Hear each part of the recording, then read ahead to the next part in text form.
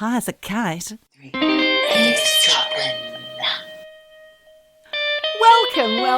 Welcome to another week of Eavesdroppin. With me, Geordie Gron, and you, Michelle.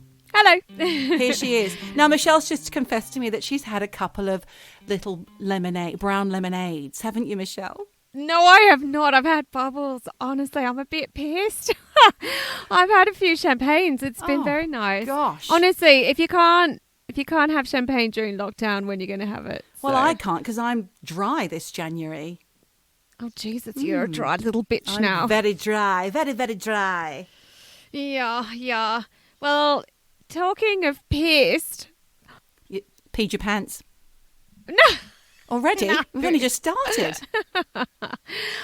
No. Ben Mendelsohn. Is he upset with us? I have to say, can I apologise? Can I start with an apology? No, you want to say something first? Well, no, what I was going to say. You can apologise. Go. I feel really bad because I said last week that he might have been a dickhead. Not me. I didn't say that. I heard that second-hand, third-hand even. Then we went and watched some interviews with him because, I couldn't find the TV program I said I was going to watch, which was A Country Practice with him in it. I was kind of glad because it would have been boring. But I did watch some interviews with him, recent ones, and he seems so lovely. Ben, I apologise. I think you seem like a lovely guy, and he's at home in a pair of tracky dacks, which is what I'm wearing right now. Oh, do you know what? I'm not in the robe. I'm in a pair of jeans and, believe it or not, leg warmers. And you've got a headband. I've got leg warmers on. You look like... I do. I've got a headband on. I could be Olivia Newton-John. Very. Anyway. Let's get physical. I want to get physical. So why I was talking about being pissed, because obviously I actually did not plan on having those champagnes before we recorded this. Unplanned. But speaking of Ben Mendelsohn and pissed, after you said you were going to watch Country Practice, yes, and then you didn't. I'm sorry. And then you watched interviews instead. I thought, well, I'm going to watch some too.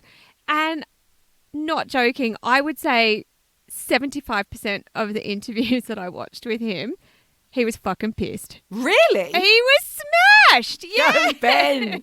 Go Bendels. I mean but he just cracked me up because he was just fucking pissed. He said, I'm like this, talking in the interview. And he's so Australian. I just thought that was an Australian accent. You know, I've got one. No. Yeah, well, do you know what? There was this one where he was talking. It was for baby teeth. I actually watched I'm going to watch that. I did watch it. Okay. I watched it last night. Oh, I was going to watch it last night. Oh, well, you didn't. Damn it. So I watched it because, honestly, I'd seen him do this interview and he was just so fucking smashed. He was pissed. It was so funny. I was just laughing going, I love you, Ben. I love you. And do you know what? He's so charismatic. Well, he is. I think you've fallen for Mendelsohn, haven't you? No. Bendel. No. I like to call him Bendels. I think that's the right Bendels? That's the right nickname for him. Yeah. Well, apparently they call him Mendo in America. I don't like that. That sounds like menopause. I prefer Bendels. Bendels? What is it, Bendels? Well, there you go. So, do you know what? I just thought I was watching all those Bendels interviews. I thought he was charismatic. I thought he was natural. Yeah. Thought he was a good Aussie. He's a good Aussie bloke. I think he'd be fun to drink with and fun to chat with on this podcast. So please, Bendels, come on. Get in touch, I'd love mate. to know what his tipple is as well. I think it's the brown lemonade. So, apologies. Any more? Apologies. I think there's probably tons from last week's QAnon episode, but hey, we are a mine of misinformation and you're just going to have to deal with that. If you're going to be eavesdropping on us, then you're just going to have to deal with the fact that we get shit wrong. I'm not sure we did get too much wrong. Look, I think Who the fuck is George Soros? Well, this is the thing. And who the hell is Melissa Gates? That must be the younger sister of Melinda Gates. Apologies for getting that wrong. Well, George Soros. I mean, it was a bit embarrassing. I was like, I don't know who he is. Do you know? No. So yeah, I did he's look. Got some money. He bought some things. All right. So it turns out he's basically the most generous philanthropist in the world, yes, according to Forbes. And he's donated 32 billion, Oof. that's with a B, billion, to these things called Open Society Foundations all around the world. And are they... They promote justice, education, public health, independent media. So he's a good guy. He sounds like the sort of guy that should be arrested for crimes against... What were they arresting them for? Humanity. Crimes against humanity. I mean, for fuck's sake, I've had enough. Had enough. Do you know what, though? Do you know what? So he did, however... He was the guy that broke the Bank of England back in the 92 currency crash. I read that. So that's how he made his money. However, misery, he's trying to make good by giving it all away. I mean, dude's 90, you know. Oh. He hasn't got long for this world. Maybe. I just don't found know. out that Henry Kissinger's still alive. Did you read today? Did you get that alert about Phil Spector? Phil Spector's popped his clogs, yeah. Oh, well. He wasn't a good guy. No. Not a good guy. Anyway. Another apology. This is just to the listeners. Apparently. Sorry, listeners, but apparently. I say apparently too much. Apparently this. Apparently. Have you had some complaints about your apparentlys? Yeah.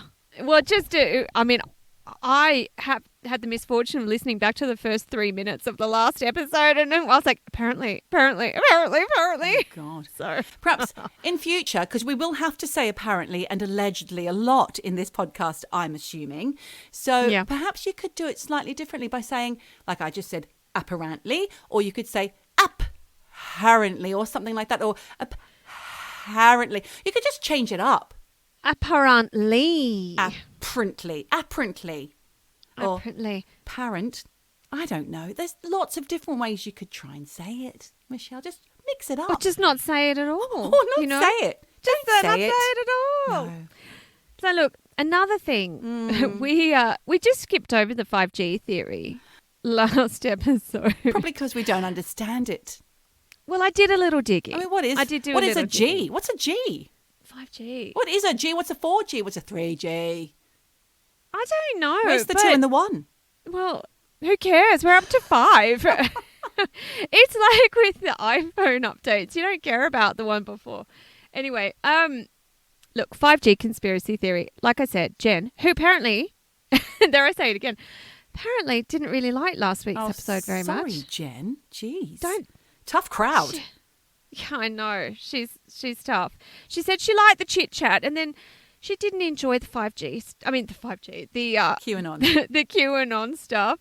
And then just as we were wrapping up the QAnon stuff and getting ready to go back into the episode, we finished. So she wasn't happy. Does she not understand that? Hang on. It was. The episode is us chatting about things like QAnon or Crowley. No, but she likes the chit chat. She just didn't like the QAnon chit chat. Oh, but I found it interesting. Didn't you find it? Well, look, it doesn't matter. And Jen, sorry. Actually, speaking of mums, yeah, I'm friends with Robin on Facebook. Oh yes, my mum will make friends with anyone. Oh my God, I thought I was special. No, I'm joking. I'm joking, of course. And she won't know because she can't. She's got 5G problems of her own. She can't get any internet at the moment, so she's not been listening. So well, in the 5 seconds that she actually had internet, she friend requested me. That's fabulous. So there you go. I'm glad Hi, my Robin. mum's made friends with you. Yeah. Oh, look, I don't know if I can be bothered going into all this 5G stuff. Fuck it. It's insane. Yeah. It's insane. Maybe we could save that for another episode or an extra droppings or something. Ooh, okay. Because we've got a lot to talk about today, Michelle. We do have a lot to cover. A lot to cover. And really, we owe this topic today to you. Thank you. Because I had mentioned that I had seen weird lights in the sky. Yes. Here in Zermatt. And you picked it up and ran with it. Yeah, I did. So today's topic is...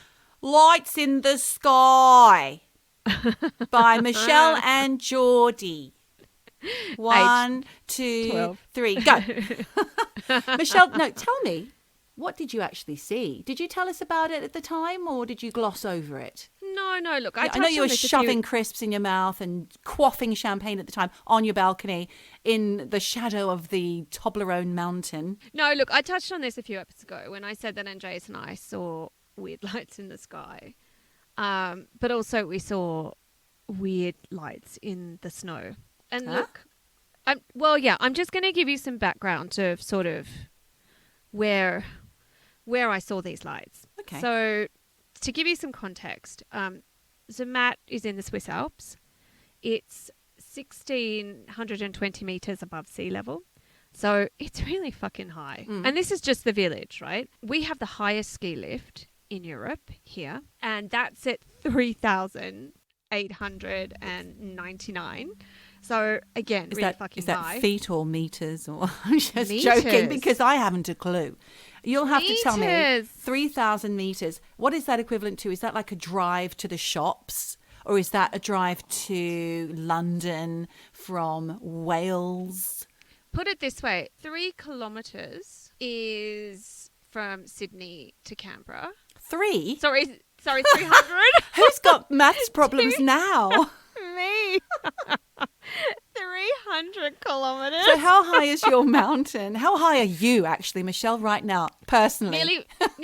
Nearly 4 kilometers. High as a Put cat. it this way. Okay. Right, it's fucking high. This is a high fucking mountain, right? So we're really close to the sky. We kind of just realized to the left of the village, and this is not in winter, so there weren't any piston bullies. And piston bullies are the small trucks that like groom the pistes in winter. So you always see these lights on the mountain. They what? They groom the pistes. Groom? Look, when you ski, you can't just leave the piste to be like to let nature do its thing. You know, there are trucks that and like machines that smooth out the piste, so you've got a nice smooth area to ski on. But anyway, it wasn't winter. There were no piston bullies, and it was on the wrong side of the mountain where there are no pistes. And we were looking, and we're like, why the fuck is the snow like glowing, like literally glowing? There was this one. It What was colour? like a weird yellowy white glow in the snow, and there was nothing around, nothing else. Do you know around. what that reminds me? Michelle reminds me. You must never eat the yellow snow. Okay? We have a lot of piss holes in the snow here, let me tell Make you. sure. Yeah, so this light was emanating from the snow. It was like it was fluorescent, and we were like, what the fuck is that? And even Andreas, who he's a man of science, he doesn't believe in any of this shit. Even he was like, wow, what the fuck is that? I've never seen that before. Then we saw all of these points of light. They were very specific points, but they were quite closely confined. So, and around it was this glowing snow. And, it was quite far away from us. And like I say, it was on the uninhabited side of the mountain. There's no pistes. Nobody lives up there. It's not really a hiking trail. It was just fucking weird.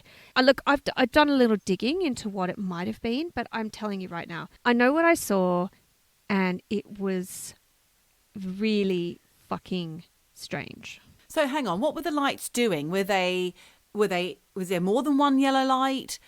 You said that there were a few different lights, but I couldn't quite follow what they were actually doing. Could you see them making patterns in the snow, in the sky? So the lights were there were lights above, strange lights in the sky, but there were also pinpoints of light that looked like they were hovering above the snow part of the mountain. So it could have been like you would have imagined that there was a craft or something hovering, and that's the source of the light. Yes, that's what it seemed to be like at the time. And honestly, we asked our friends, nobody saw anything. We asked around.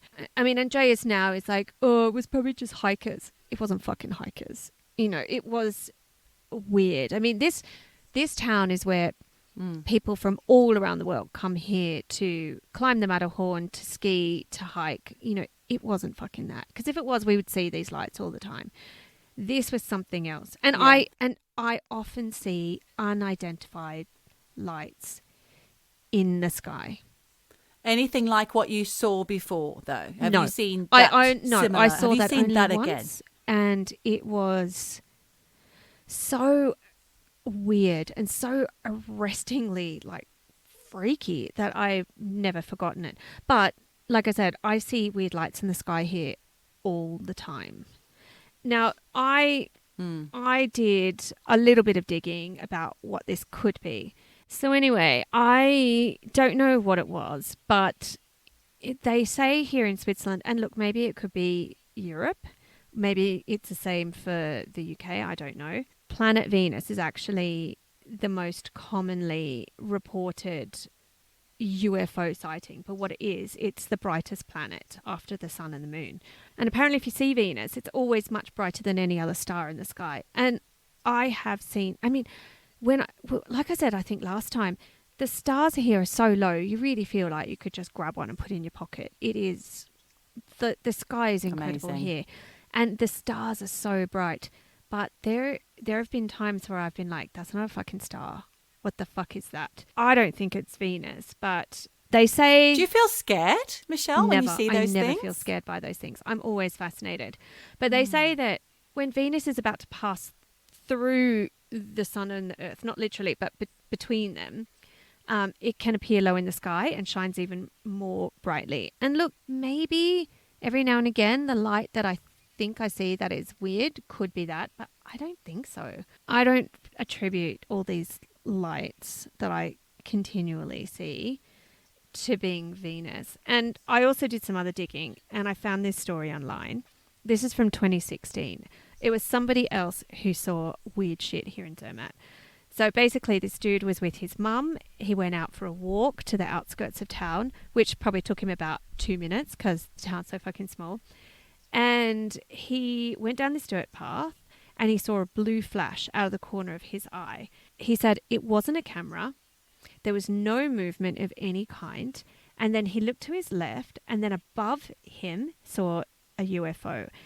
So at first he thought it was an airplane, but then it started getting brighter and then it started getting closer to him. And he realized, fuck, this is not an aircraft. Whoa. Yeah. And then there was light shining from it and no noise, like no sound at all. So obviously it was not an airplane or a helicopter.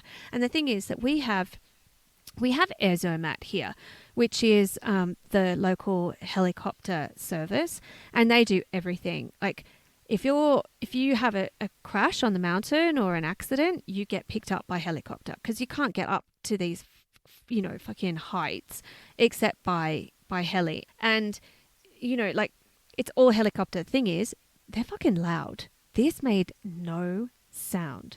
So this guy said that it was like 25 feet away from him and it began glowing brighter. And what was the colour again? Sorry to interrupt. What colour was it? He said there was a blue spark that caught his eye and then it was just glowing light. He doesn't say. Oh, actually he does. Bright white lights. And then he said he freaked out and kind of ran off, but his mum kept watching it. And before he ran off, he saw it change direction and then zip, just fucking go. Oh, God. I thought you were going to say it was following him and I felt a shiver just then. Yeah, but that Jen told me a story about lights following. Oh, yeah. Yeah. So it was actually a relative of ours and they were living out near Gundaroo. Now, for anyone who doesn't know, Gundaroo is a small, tiny place in the middle of nowhere outside of Canberra. And I believe that I went there once while I was on holiday from the UK and I have never been so frightened. I was driving on my own to go and collect Paddy from visiting someone at a remote place out there and I really felt like Wolf Creek. Oh, God. I felt like somebody was going to have me in their sights. But it was fucking scary out there. I mean, there is not a light, not a sound anywhere. And so our relative ended up living out there at one point. And apparently she was driving in the car with her mate back to their house and they got chased by lights in the sky all the way. And it freaked her the fuck out. And they're sure it wasn't a car tailgating them? No. Bloody hell. No. Actually, I have really weird information about things happening in that kind of manner around Lake George. Now, for anyone who doesn't know about Lake George... That's the disappearing lake, isn't it? It is. And look, Lake George is this crazy dry lake just outside of Canberra. Probably 40 minutes drive outside of Canberra, an hour. And look, most of the weird UFO sightings happen on that stretch of road on the Federal Highway where you've got Lake George right there.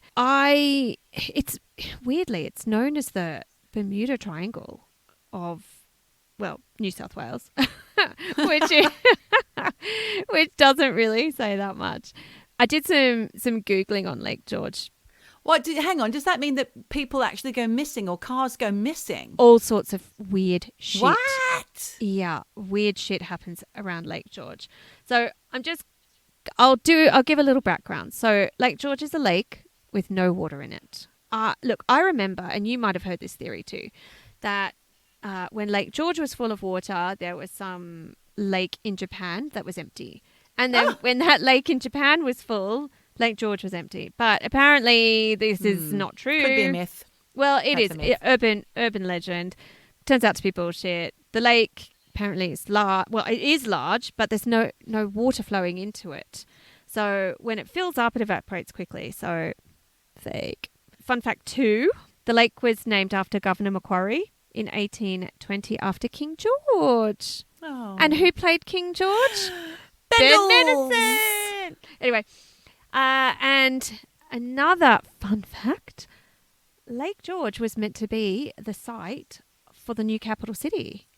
Oh. Yeah, that was meant to be where Canberra was. Canberra. Yeah, because the urban planners wanted it to be the Venice of Australia. So they were going to create like this whole kind of half on water, half on land kind of thing. But then they realised that it wasn't holding any water. Yeah, the developers went there and there was nothing Venice. there. So Dry as a bone. Yeah.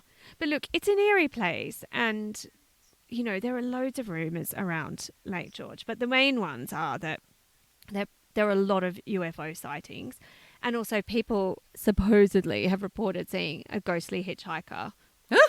Yeah, and there's a lake monster, but I think that's all bullshit. No! How I know. How can there be a lake monster? I So know. it's not like a Loch Ness, because he'd be like, you'd see the whole thing. I know, he'd be a dried up little shriveled Raisin snaky. of a- Yeah, nothing. A little bit of nothing. He'd be a puff of air. But yeah. So, look, if you go online, there's loads of anecdotes, and I found some weird stories. So, and this actually just reminded me of when you were saying about tail lights and people, you know, like behind you, and could it just be car lights? And actually, that reminded me of. Do you remember that Steven Spielberg movie Duel? No. It's about a truck driver with no driver who terrorizes someone on the road. Anyway. Wow. Made for TV movie. I think I do know that one. Yeah. Anyway. So there's this story of this person who was driving past Lake George. It was around 9:00 at night. They were coming back from Sydney back to Canberra. So they were changing lanes from the outer lane to the inner lane when out of nowhere there were lights right up the back of their car. Right up their arse. Right up their ass. And they heard like a weird beeping noise. So they slowed down because they were kind of pissed off. I'd be thinking Rutger Hauer, the hitchhiker. I would get out. I'd just put my foot down. So they slowed down and they were kind of like fucking annoyed that this car was right up their ass. Then when they slowed down and looked in the rear view mirror, nothing there. Oh. And it just vanished. They were kind of in shock. Look, mainly people say they see UFOs on the eastern side of the lake. So when you're on the Federal Highway, you know, you really can see like this big dry crater, and people say they see yellow-coloured lights, which again people say, oh, it's Venus, but I just can't get behind that theory. And then there used to be a sand mine in Bungendore. I didn't know this, but they say, oh, it could have been the bright lights from the sand mine. Mm-hmm. But there's one in particular, this one story that people are still perplexed by. And it happened in 1996 near Collector. Do you know where Collector is? No idea. Yeah, it's around. Great name. Yeah, I know. It is. A little bit sci-fi. It is, isn't it? The Collector. So this mum and her daughter were driving past Lake George on Federal Highway when they both of them, they both saw not one but two UFOs land in a paddock adjacent to Lake George. And they say it was this huge, like, orb with rows of coloured lights, and it hovered above their fucking car. And there was sparks underneath the UFO and coming, like, towards them. I don't like it. Not one bit, Michelle. I've got a couple of stories here from the United States of America, and they are very reminiscent of this. And I tell you, I'm not happy about telling them. Well, tell. I want to know. Have you finished telling me all about Lake George? Well, there's this other guy. This is from 1992. He says he's never had this experience before, but he was driving home about 2 a.m. from Canberra. So I guess he's going to Sydney. So he was driving past Lake George. This all fucking happens when people are passing Lake George. So then he says he became aware of a really steady bright light behind him a few kilometers away, and he thought, well, it's not a fucking star. So then he thought, oh, maybe it's like a small aircraft. But as he got closer to the light, and this was like 200 feet in front of him, God. and 200 I just feet wouldn't like to up. be in that car. Yeah, but No. this dude wasn't scared because he said it was like 200 feet in the air, and it was absolutely motionless.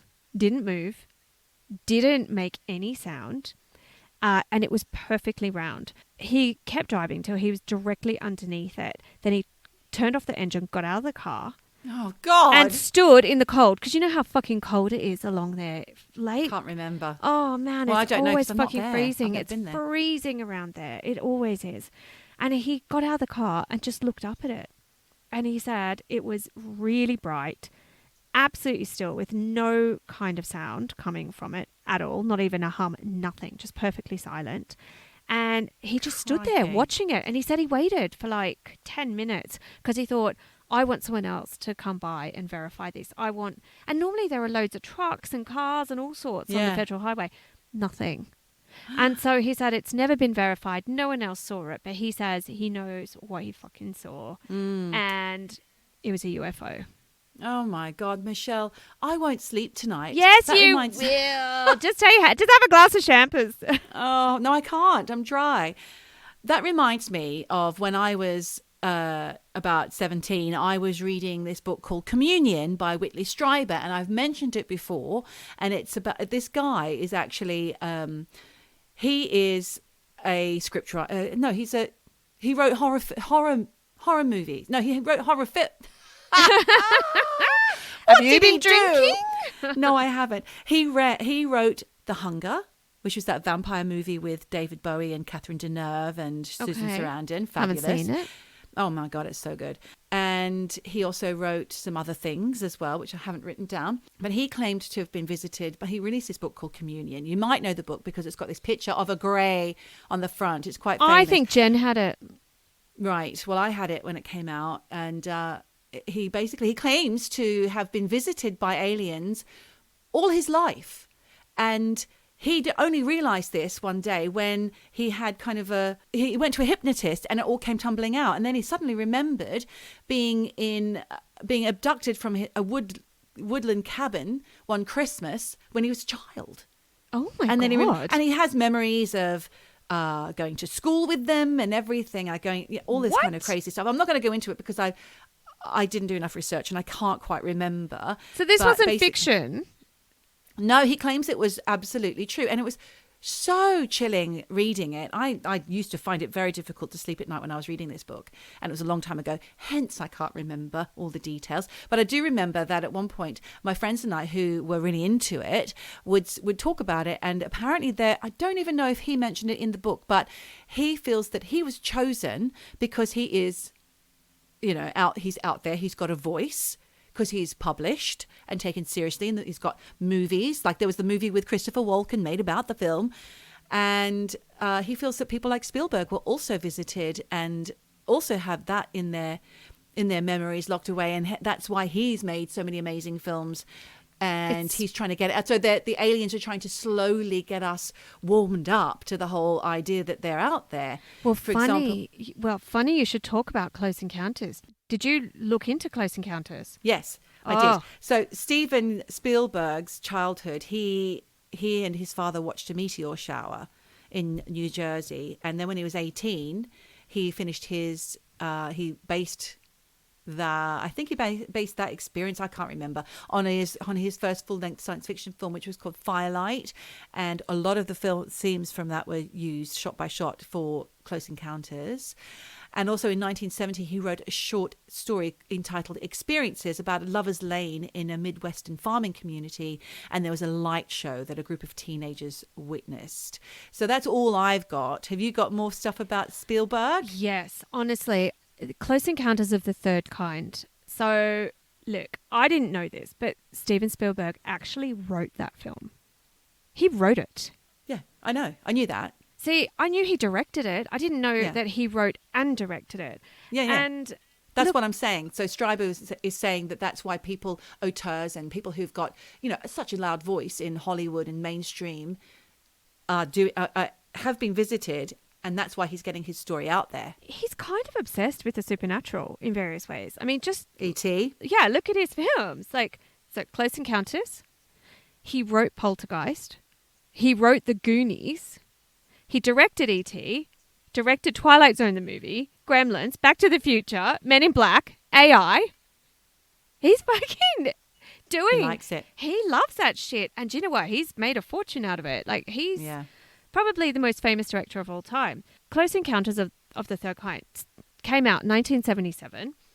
My parents loved that film. Loved it. My mum and dad would make that weird tabletop shape. That tabletop mountain shape in the mashed potato on their plate. A step too far, I think. Yeah, but they loved it. They would always be the kids were crying in that scene. Oh, God. So look, anyone who hasn't seen this film, and I really only have a vague memory of this. I just remember certain key scenes. I really want to rewatch it, actually. Maybe that's something for tonight. I've seen it a lot. Oh, have you? I've only ever seen it way, decades ago. Oops. I love it. And so anyway, basically Richard Dreyfuss, I don't even remember his character's name. He's the main dude in it, main character. He sees a UFO. He's obsessed, starts having weird dreams about this mountain and UFOs and aliens and stuff. Discovers that there's a cover-up, the US government is covering it all up, and there is indeed... A little boy gets taken as well. Oh, yeah, that's right. Yeah, and he teams up with Terry Garr, the mother of the little boy who's been taken... Because the little boy is also obsessed. Ah, and he's making little things out of plasticine. And somehow he and Terry Garr, the mother of this little boy, get to know each other, and they're kind of on the same side, trying to, find out what's going on. So basically, the US government are doing a cover-up on aliens. And should we do a spoiler alert about what happens in the end? What did they land? Well, yeah, they land, and there's that classic John. Yeah, exactly, that John Williams. Something like that. Anyway, maybe not quite. So anyway, anyone who hasn't seen the movie, cover your ears. But basically, Richard Dreyfuss ends up getting on the UFO and leaves his wife and kids to live with the aliens. And they are greys. They are the classic greys with the long fingers and the big old heads. There's two types. There's little ones that come out and they deliver the little boy back. And then there's bigger ones, tall ones with the long arms and stuff. And that is what is always repeated in any kind of alien abduction tale that you will hear. I'm going to tell you about another film that came out that I didn't see, and it's based on a man's experience called Travis Walton, Fire in the Sky. Did you see that? No. It was in... I can't remember when it came out. It was about a bunch of loggers in 1975 in Arizona, and they see a light in the sky. Okay. And I don't know what the details. I can't remember. But they stop their pickup truck, and I think they even get out of their car, a bit like your chap who was, looking at the thing in Lake George. But then one of them gets abducted and disappears for 5 days. Now these guys the rest of them. Is this a movie based on a true story or just a... It's a movie based on the experiences of a man called Travis Walton, right, and his 4 or 5 pals. I think you did say that as well. Sorry. I don't know if I did, but anyway, so they think that his friends have murdered him, and so the police are involved, and they've all passing lie detectors saying no, maybe they couldn't remember what had happened to him, but then eventually after 5 days he turns up naked, dehydrated, and incoherent. Yeah, and it's not until he's at a welcome home party that he has this flashback breakdown kind of thing in the film. And this is where it kind of a bit of artistic license comes into play, because I don't think this actually happened. I don't know. But he remembers suddenly aliens performing all kinds of awful experiments on him. And he was kept in a cocoon that he broke out of. And he sees lots more of these cocoons full of bodies. And in one of them, there's even a decomposing body. That's a shocking scene. Oh, my God. But it's what we do. It's what we do to mice. We do. This is like aliens doing to us what we do to mice. Oh, I know. Anyway, Travis Walton, he wrote a book called The Walton Experience, and then he had The it all Waltons. dramatized for the movie. Yeah, so here's the information. They encountered a saucer-shaped object hovering above the ground, approximately 110 feet away. Now I don't know what that is in kilometers or kilos, even. I don't know. Feet? What? just checking to see if you're listening. It was making a noise, a high-pitched buzz. But so then he was the one that left the truck and approached the object, and then a beam of light appeared from nowhere and knocked him out, and he can't remember anything. And the other 6 men were so frightened they supposedly drove away. And then he remembers waking up in a hospital-like room, being observed by 3 short, bald creatures. And he claimed he fought with them until a human wearing a helmet led Walton to another room where he blacked out as 3 other humans put a clear plastic mask over his face. Walton has claimed he remembers nothing else until he found himself walking along the highway 5 days later with a flying saucer departing from above him. Wow. So that's where a lot of people consider that to be a hoax, but he sure has made some money out of books and media interviews. And that's why they think so. But I mean, it could have been true. Who knows? Well, look, I think what's interesting about that story is that police got involved and basically thought the mates murdered him. Yeah. So he was missing for 5 days. And absolutely. And look, this is before social media, when it was kind of, easier to get this, to make money out of stuff. I mean, that would take a lot of engineering and a lot of organization to fake your own alien abduction. Was an anal probe mentioned? No, the anal probe wasn't mentioned at that point. But that was definitely mentioned in Whitley Strieber's book. I remember that for sure. But listen to this one, right, Michelle? This one really knocked my socks off. Okay. Have you heard about the incident at Fort Benning? No. Okay. It was in Georgia. No, I don't like this at all. Georgia, USA, September 1, 1977. Soldiers at Delta Company experienced something very strange and upsetting, but most of the 1,500 men had no memory of the incident. Can I just pause you right there? So, Close Encounters of the Third Kind came out in 1977. Right. You just mentioned another story that was late 70s. 75. And now we've got another 77. There is something going on in the late 70s with UFOs here. Continue.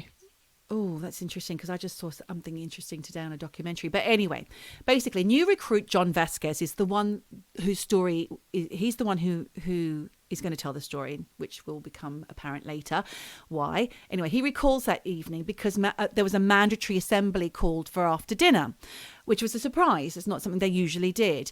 So the men, there was like 1,300 recruits, officers and maintenance workers, all marched out into a field, because this is quite a remote Fort Benning in Georgia. So they're all out in this remote field, and they stood to attention, awaiting the message from their captain. Just after 8 p.m., soldiers began to look up at the sky when they spotted a slow-moving star circling in the sky and blinking lights on and off, and then it disappeared. So there's a bit of a ripple in the company, and they're all looking up and wondering what the hell was going on. Eventually, the men were called to attention an hour after they arrived in the field. Then suddenly everything went nuts. Okay. This massive gust of wind went through the assembled men, and Vasquez saw a giant luminous ball of light hovering above the heads of the next squad over from them. And he couldn't figure out what it was, but he noticed the squad were either running or staring transfixed at the light, like looking up at it like... So, yeah. But So he was a bit confused. He turned to his buddy and said, "What the hell's going on?" But he discovered the man next to him was unconscious, but standing to attention still. Yeah. Suddenly, Vasquez found himself slipping into a state of unconsciousness as well. And when he awoke, he found himself stuck in place with his chin stuck to his chest, like this other guy. They were just like that. Yeah. And they were both paralyzed, but he could hear all this mayhem around. Then he spotted a friend of his from another company running towards him, and he did his best to get a fucking scream out. He was just like, because he was awake, but he was paralyzed, and he tried his best to make a noise, and he was like, "Help me!" Oh my God. So eventually this guy stopped. He realized, he grabbed Vasquez, dragged him off, and as he was dragging him, Vasquez suddenly was able to move his legs again. So they were running. So he then ran. A bunch of them searched for a hiding space. They noticed the other men climbing into a crawl space under the barracks, so they did that as well. And then there was this smaller, quicker ball of light flashing about, swooping in and out like a searchlight. I think there was a general who saw them and said, "Stay down, guys, shush." And then he went into another barrack, and then that light went in there. Vasquez got out. He thought, "I have to see what's going on. I have to make sure this guy's all right." Fuck. So he went into the other barracks and found the general to be unconscious. And then like what had happened to the mate. Yeah, Yeah. exactly. The men couldn't figure out what was going on. They thought, is it a drill? Is it the Russians? But how would the Russians know where they were? It was just really weird. Then they heard this metallic screaming sound from outside. It was a horrific noise. They went outside to have a look, and they discovered it was the frozen soldiers repeating the word "mummy" over and over again. I know. Oh my God. They're scared out of their fucking minds. So anyway, the group then retreated into the barracks when they came across a medium-sized ball of light searching, and eventually they were discovered by this medium-sized kind of like searchlight. Okay. That's when Vasquez hears this woman's voice. It's inhuman but metallic, and it's soothing, and it's in his head. And he can hear this woman telling him, "It's all going to be okay. Relax. Just don't worry about it. It's fine." And he told the others, and they said, "We don't know what you're talking about. We haven't heard anything." Okay. But the voice relaxed Vasquez and prompted him to come out from his hiding space. And as he walked towards the main glowing light, his hands started to disappear. They couldn't see his hands anymore as he walked towards the main big light that was shining down that caused all the mayhem. Okay. He became invisible as he was walking towards it. Then suddenly he was struck from behind and lost consciousness. I know. Oh my God. So It's horrific. This evil, soothing woman, like giving him, like lulling him into a false sense of security. Yeah. And then whack. Next thing you know, he woke up to find himself and two other soldiers floating on their backs and being beamed up into this giant orb. And now he's on the ship and he can hear that voice again, reassuring. But he was in a medical facility surrounded by row after row of fellow soldiers. Oh my God. Then he hears the voice again and sees an alien who was telepathically communicating with him. She commanded him to sleep. Oh, this is the voice. Yeah. So he sees that she's an alien. She commands him to sleep telepathically, and he does. And when he wakes up, there are two more extraterrestrials prodding him. Oh my God. Yeah. So they make he's a him lab look rat. at him. He's a fucking lab rat. Again, yeah. So they make him look at them, and then suddenly he can see all these visions. Like they kind of put visions into his head of what they're trying to tell him. And he sees a burning planet, and he realizes it's not Earth. It must be their planet.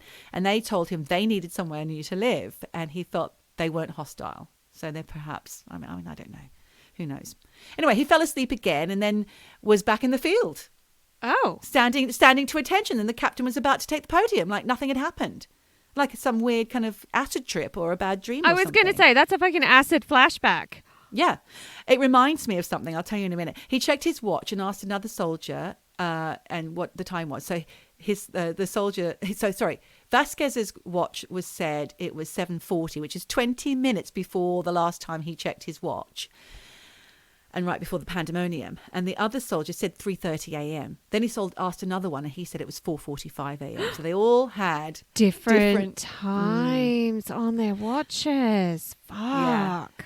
So I was going to say what this reminds me of. I'll tell you in a minute, because I think I need to tell you more of the story. So then they were dismissed, but most of them fell to the ground with nausea and giddiness. And they had to drag their asses back to the barracks. And then there were loads of soldiers that night, all ill with fevers and blotchy skin. Drinking and they could the also Kool-Aid.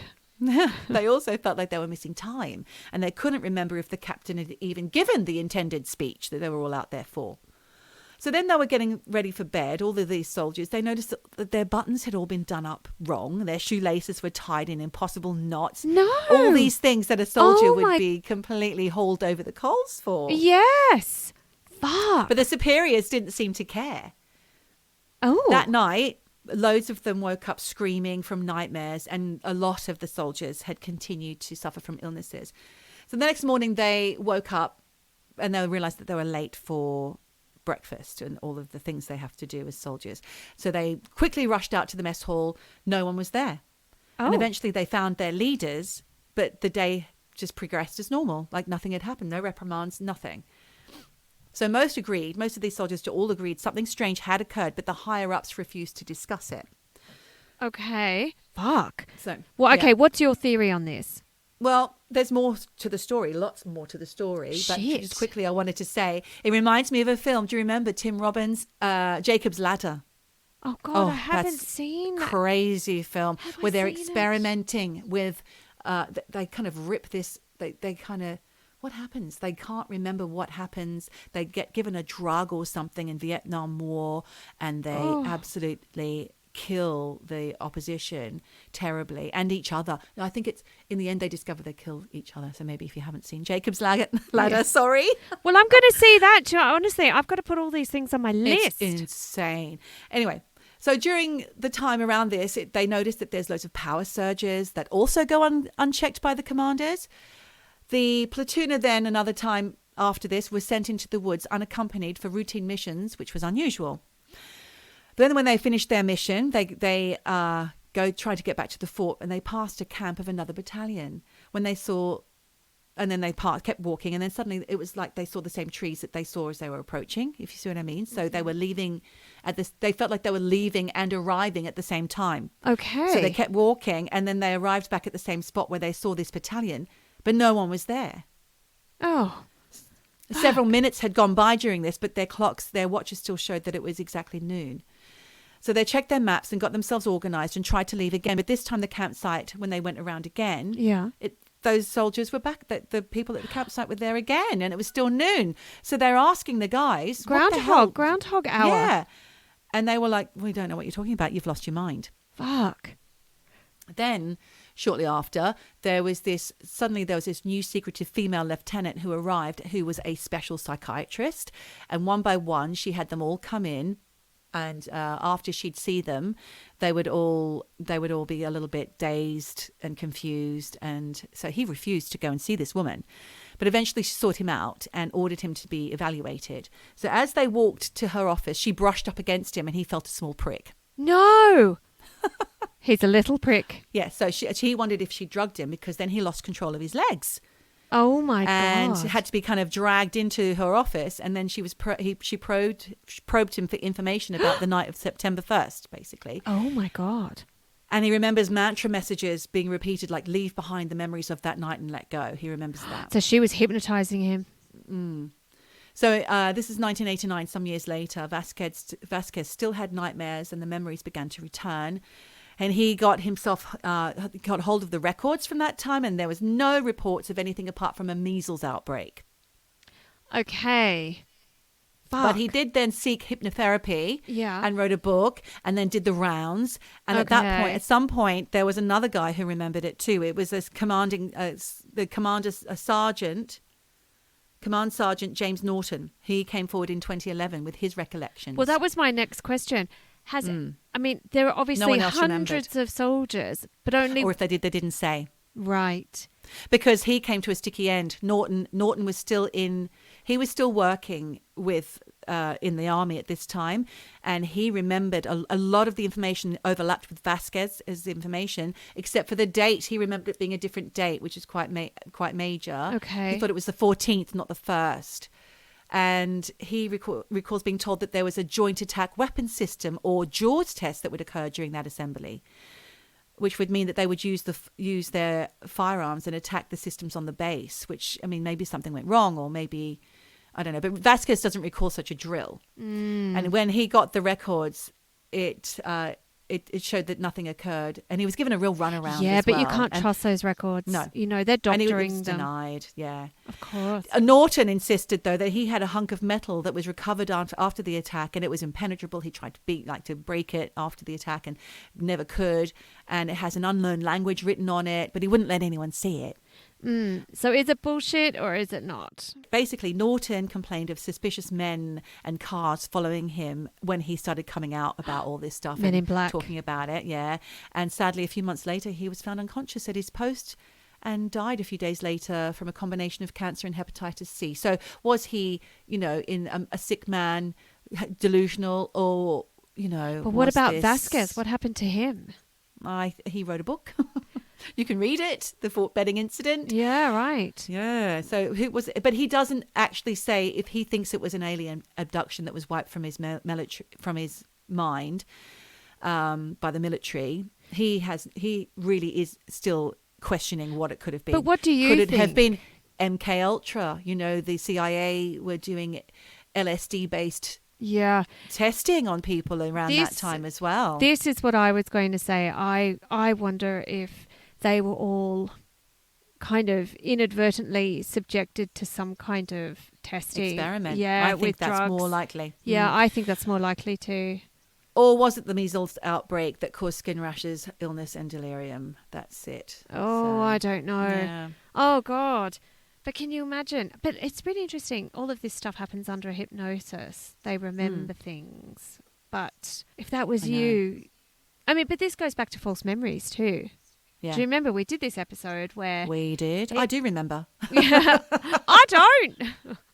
But, oh, fuck, that would be absolutely terrifying Yeah. to feel like that happened to you. Jesus Christ. Yeah, absolutely. Well, so there's lights in the sky on TV programs all the time, like the Osbournes, Want to Believe, one of my favourite reference points. Never for seen it. Phenomena.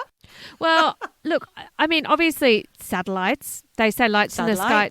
Weather balloons. Weather phenomena, moving stars, SpaceX, Elon Musk. Yep.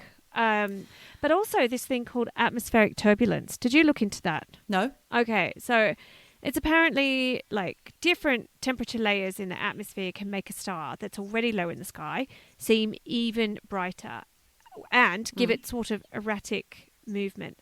And astronomers and like stargazers, whatever, they see this kind of star, and it's definitely one of the more popular explanations for weird lights in the sky or UFO sightings. Yeah. But I don't think that's what I saw. Well, there's also things like when the last few seconds before the sun sets, its light can turn bright green, and there's a green flash caused by basically a mirage. Now, Paddy and some friends saw lights above the horizon in Hastings. Okay. Because I asked, has anyone else seen this? And he said his sister and him and a couple of friends had seen some. They weren't drunk or anything else, apparently. Yeah. Maybe a little bit, but not too much. But one of them wasn't, because they were driving, and they recall this as well. One of the friends told me that she recalls seeing these lights like dancing about in unison. Oh my God. Kind of like vibrating. And it was a real show for quite a while, and it really, put the wind up them. Yeah, you'd be fucking spooked by that. But you know what, Geordie? Yeah. I have loads more things I want to talk about, but not today. I think we might have to do an extra I think droppings. we've gone over. Yeah, we might have to do an extra droppings to talk about elves, not Ulva, but elves and sprites, which are things you can see in the sky. Really? Well, I've got all this fantastic stuff on basically the godfather of American ufology, Dr. J. Allen Hynek. But that is for extra droppings, I think. Well, I think we're going to have to do an extra droppings. Yeah, Michelle, I think because so I've got too. loads of more stuff to talk about. Yeah, me too. Can't shut me up. After 2 glasses of champagne.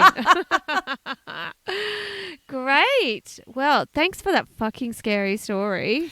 Yeah, I know. Oof. I mean, I'm not sure how I feel about it. yeah, I'm not sure how I feel about it. Even if they were doing covert drug like experiments, fucking terrifying. I know. Well, you've got a few films for your list now. I've got to watch Baby Teeth. You've got to watch Close Encounters, and I Yes. wouldn't mind watching that again, actually. I love that film. Yeah. And what else is there? You can watch Communion Yep. Okay. with my favourite Christopher Walken, I love him. Oh, I think he's fantastic. I think he's more cowbell. Oh, he's wonderful. No, he's fantastic. He's up there. So good. He's up there with the greats. What was the other one we said? Fire in the Sky. I think I'll give that one a miss. Oh, 'cause okay. That was a really souped up version of that man's experiences, I believe. And Duel. If you can find Duel? it. I think I'm not sure it's one of Spielberg's best, but And what was the other film? Jacob's Ladder. Now That's it. If you watch nothing else, watch that one, because to me I watched that a few times on video back in the day. I thought it was amazing. Oh, all right. Well, on that note, I'm going to go off, get another glass of champagne. I'm going to watch. You get yourself pissed, love. I'm going to get pissed and watch some movies. You'll fall asleep. Ta-ta. Bye, darling. Bye. See you next time on Eavesdroppin. Eavesdroppin. Eavesdroppin. Droppin'. Eavesdroppin'. Droppin'. Eavesdroppin. Eavesdroppin. Droppin'. Droppin'.